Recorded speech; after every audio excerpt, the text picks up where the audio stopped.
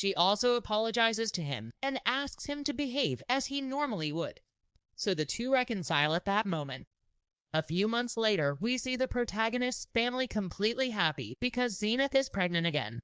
A little while later, the family is having lunch when suddenly Lilia drops a bombshell, telling them that she is also pregnant.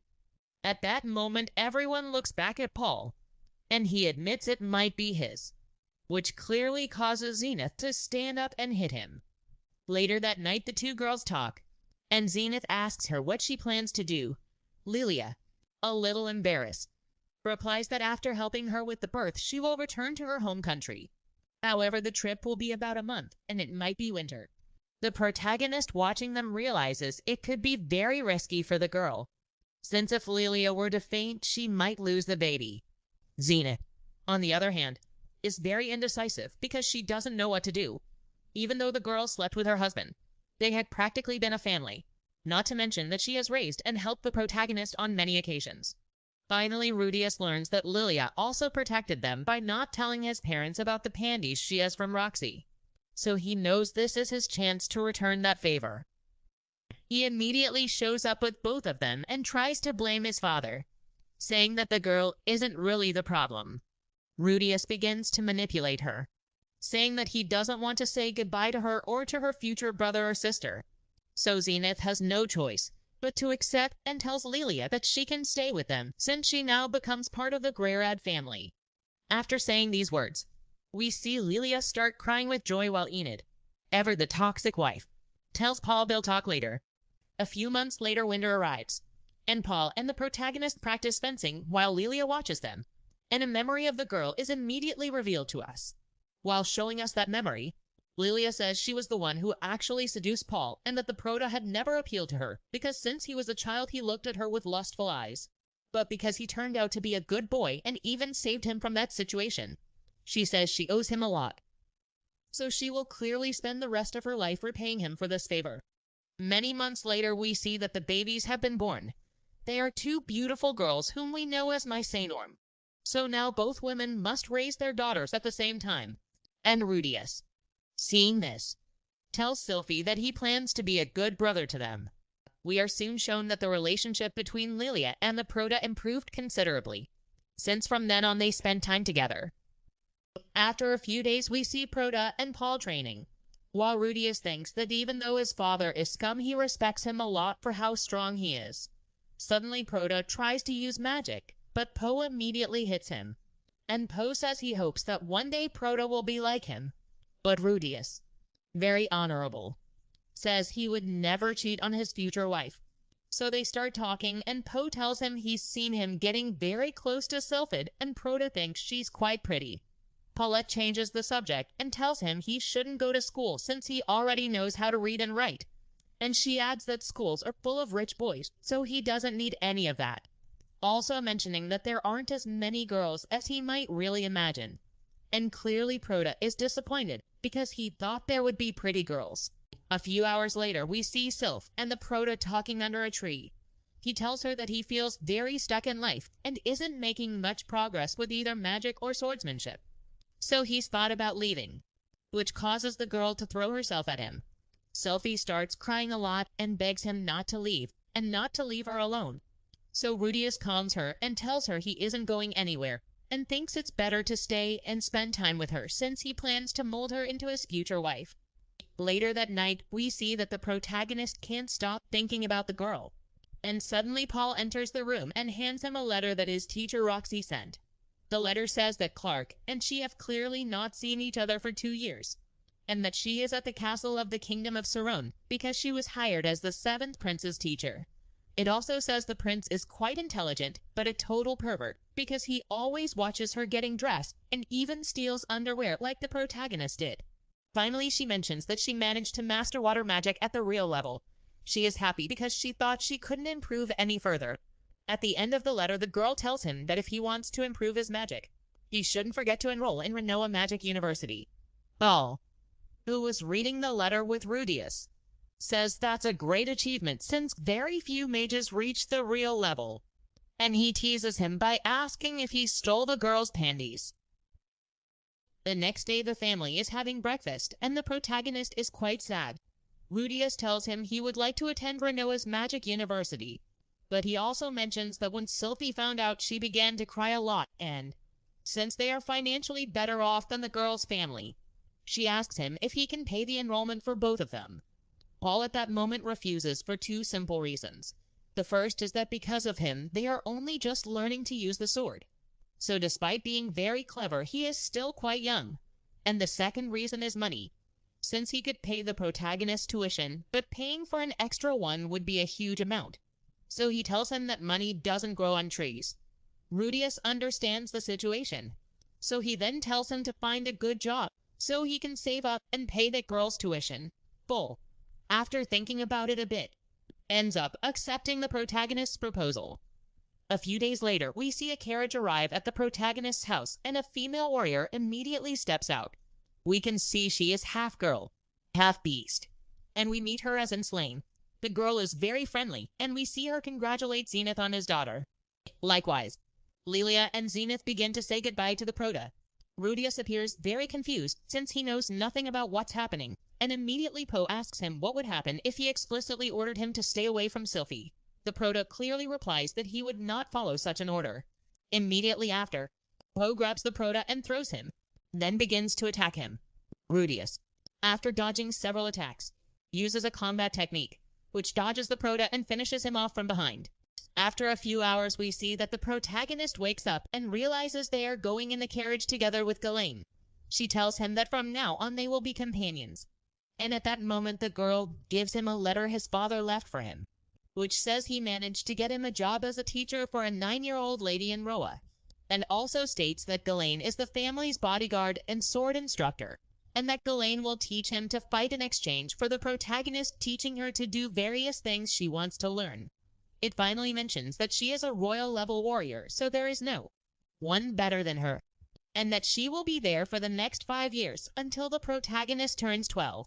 Paul also added that he forbids the protagonist from returning before the time is up, and did all this because he was beginning to depend on Sylphie. The protagonist comes to his senses and says it's the best decision he's made since the girl also won't become emotionally dependent on him. After a few hours, we see that the protagonist finally arrives in Roa and finds himself at a mansion. He can see that there are several beast girls there. And later a man enters who introduces himself as Philip Boreas Grindrod, the city's current mayor. Philip admits that he's one of Paul's contacts, so the boy thinks his father used his connections or something like that. The man also asks how much he knows about the job he's going to do. The protagonist replies that he only knows Philip will pay for his university if he becomes a girl's tutor for 5 years. Philip mentions that she is his daughter and immediately says they'll go meet her. And while they walk to the place, Philip tells him he doesn't expect much from him, since his daughter is very stubborn and spoiled. They later arrive at the location, and the protagonist's first impression is to be on alert since he senses a lot of danger. Then we meet the girl named Iris Arias. The protagonist introduces himself to her, and we see that she is clearly very spoiled, because just when the protagonist contradicts her, Iris slaps him for his words. The protagonist protests, and she only says that he is much younger than her. So Rudius, seeing that she doesn't get it, gives her a good dose of her own medicine and returns a very hard slap. Everyone there is surprised, and suddenly the girl goes completely crazy. She punches him in the face and climbs on top of him to beat him, immediately beginning to hit the protagonist in the face. So he has no choice but to push her away with his wind magic and run off. While the girl searches for him, Rudius thinks she's a totally uncontrollable maniac. A little while later, the protagonist returns with Philip, and Philip asks him if he's giving up. Rudius's pride won't let him, since he knows Paul would mock him in that case. So he comes up with the brilliant idea to fake something and immediately begins telling the man his plans. Later that night, Frodo lies down in his bed, thinking and hoping the plan will work. The next day, we see that the Proto wakes up tied up in a box. He opens another box that contained Iris. And here we understand that the Proto's plan was to make Iris clearly believe they had been kidnapped. All of this to show her how important it is to know how to use magic. Immediately, the girl begins to scream, calling for Ghislaine. But instead of out, a rather rough man appears because Iris had been very bratty with him. The man beat the girl up, then leaves the place, and we see that the girl is very, very beaten. So the protagonist heals her partially because he knows that if he doesn't do it completely, she'll start screaming again. And he also takes the opportunity to tell her she should heal herself. But she refuses because she doesn't know the spells, and Rudius replies that she would have known if she had studied them. The Prota starts listening to the men at the door and thinks they're acting far too strangely since they supposedly shouldn't be behaving this way. So he thinks it's best to leave this place. Prota uses his earth magic to undo the walls where there were bars and tells Aerith that he doesn't intend to stay because they'll clearly kill them. The girl asks him to help her, but Prota refuses and tells her to use the kind of violence she's used to. And he also creates spikes that block the entrance. Finally, because the men are about to enter, Rudius tells her that if she promises not to be violent or to yell, he'll help her. So after thinking for a few seconds, the girl agrees. The men immediately enter, but they realize that both boys have escaped from that place. In a scene change, we see the protagonist healing Iris in an alley. She breaks her promise because she gets angry with him and starts yelling at him. So Rudius tells her that since she won't listen, he'll leave her there. Right away, Prota leaves, but it's because the girl hears the men approaching and decides to follow him. She tells him that this time she promises not to be violent with him anymore. So they arrive at a carriage stand, and because the girl can't read, Prota tells her how important it is to study. Shortly afterward, both boys travel by carriage, and just before reaching the city, we see some men gallop by on horseback. Finally, they arrive in Roa again and spot one of the men, who works with Philip, just as the protagonist, very happy, approaches the man. Someone kidnaps Iris, and the protagonist immediately begins to chase the men and manages to stop them using his earth magic. The men know the talent Prota has, so they tell him to join them and say they'll give him a lot of gold coins. The Prota thinks about it for a few seconds, since this would allow him to pay the 2 tuition fees for the Magic University. The man tells the girl that she has made his life completely impossible, and that he might do the same to the Prota as well, if he agrees to become his master. The men try to manipulate him and tell him that a boy like him knows the real importance of money. However, the Prota, having the mind of an adult, knows there are things more important than money, and adds that up until now he had never had to worry about money, since in his past life he lived for 20 years as a vagabond, just lazing around watching soap operas and playing video games. Immediately after, Prota summons a fireball that spits ice and explodes like fireworks. We then clearly see him start running toward where they have Iris, launching several spear tips created with earth magic, one of which strikes the men and makes them drop Iris. Prota seizes the girl and tries to flee, but immediately one of the men throws his sword at Prota. Prota begins to see everything in slow motion while thinking that Paul had warned him about the sword-throwing technique. But just before it would hit them, the sword shatters and Ghislaine appears. The girl, with a single movement, slid from one side to the other, and with one cut finished off 2 men. One of them falls headless in front of Prota, and we see him go into complete shock, since he had never seen such a bloody scene. And afterwards, Prota reacts, and Ghislaine tells him she came because of an explosion she saw, clearly referring to the fireball Prota had launched into the sky. We also see that the man near Philip was still there. Shortly afterward, the 2 headed back toward the mansion, and at that moment Philip was waiting for them. Slainer handed the man over to Philip and told him that he was the one who had betrayed him. Iris grows very proud and says the promise was only until they reached her house. So the protagonist starts thinking that he doesn't want to die a second time. And just as he begins to walk away, saddened, we see Iris tell him he can stay to work a little, which clearly makes Rudius very happy. The next day, the protagonist talks with Philip about what happened the day before, and the protagonist asks him what he understands about Iris's kidnapping. However, he doesn't understand why the kidnapper wanted him, and Philip explains that it's partly because of his Grey Rat lineage. So Rudius thinks it would be best if the other Grey Rats didn't know about him. They are immediately interrupted when a woman we know by the name Hilda Vorius enters the place. She is Iris's mother, and we see that she is quite stern since she doesn't say a single word to the protagonist. Likewise, another man enters whom we know by the name Samsung Boreas Greyrat. the current head of the Greyrat family and Philip's father. He appears very imposing and tells the protagonist that he found out he saved his granddaughter. Moreover, Rudius tells him that he did nothing since Philip told him that Gisli did it all. This clearly makes Soros call his son and punch the man in the face and tells him that he shouldn't treat the people who saved his daughter that way. Here we can notice that Soros has the same attitude as Iris. Subsequently, Soros asks the Prota to teach magic to his granddaughter, since the girl told him about what happened to her grandfather and she hasn't been able to get the spells out of her head.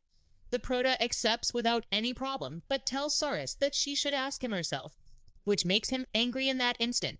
But the Prota, very frightened, says it would be best since it wouldn't create dependence on him. Soros agrees with the boy and, immediately calling her with a shout, arrives on the scene. Soros scolds her and tells her that from now on, if she wants something, she must ask for it herself. Immediately, the girl swallows her pride and we see, in a very adorable way, that she asks the Prota to please teach her, which makes Soros very, very happy. Likewise, the butler named Alfonso says that the family are followers of the beast people, so that pose is clearly an imitation of animals with drooping ears. After a while, we see that Iris, together with Prota and Grisline, set about teaching the girl. She managed to cast her first fire spell, which made Prota feel proud of all his work. We also see that Prota loves creating figures with his magic. A few days later, we see that Prota is teaching Grisline basic math, when suddenly Iris, very excited by her magic, sets her bed on fire, which clearly causes Prota to get scared and have to put it out with water, and immediately the girl runs out of the place. So he obviously has to go out to look for her while Prota does so. Rudio narrates that he has been this girl's teacher for a month and also adds that when it comes time to learn to read and write, she always ends up running away. Shortly afterward, he manages to find her sleeping in a stadium, and we see that Prota is a real pervert, since he takes advantage of her being asleep to touch her large breasts. Because the girl isn't reacting, the Prota thinks about taking off her panties. However, he didn't expect the girl to wake up at that exact moment. Then Iris beats Prota senseless, and afterwards she walks off, head held high proudly. The protagonist, very desperate, turns to Ghislaine since there's no way to get the girl to want to learn. So the next day we see the three of them studying when suddenly Ghislaine recounts a story. The girl mentions that she thought the sword was the only thing she truly wanted, because when she belonged to a group called Los Colmelos de Lobo Negro, which was made up of about 6 members, she let them take care of managing all the resources and provisions they obtained. Immediately afterwards, we notice the girls get hooked on Ghislaine's story. So Prota takes the opportunity and asks her if she ever got into trouble for not knowing how to do calculations. Clearly, all of this was a plan to get Eri interested in studying. So she replies that after Zenith and Polka got married, she continued her journey completely alone without knowing how to count money. And due to her poor management, she went many days without being able to eat or drink anything. Until one day, out of desperation, she had no choice but to eat monster excrement, which clearly gave her severe diarrhea for several days. So for this reason, she tells Iris that she wants to learn, which motivated the girl and made her ask Prota to continue with the next lesson. That afternoon, Prota and Iris were practicing fencing, and we notice that the girl has greatly improved her skills and ends up giving Prota a complete beating. Iris is very excited, but Grisline tells her that she's been doing this for a long time, not to mention that she's older than him, and after a few words from Grisline, they both continue training. Later that night, the Prota feels very tired from the routine he's been following, but when he sees a figure Sylphie had created, he finds the strength to keep going like this for the next 5 years. A few days later, we see that Iris kept studying hard, but as expected, she began to get stressed, since Prota hadn't given her a single day off. So she plans to go to the market to do some shopping that day. While the group walks, the Prota tells the girl that she looks very pretty, but because Iris is pretty rough, she ends up giving him another hit. After a while, they arrive at the market, and we see that Iris gets excited about everything in this place. Suddenly, a merchant tells the Prota that he has a very, very special item, since it is a medicine from the palace of Asura, which, if he tries it, will make him unable to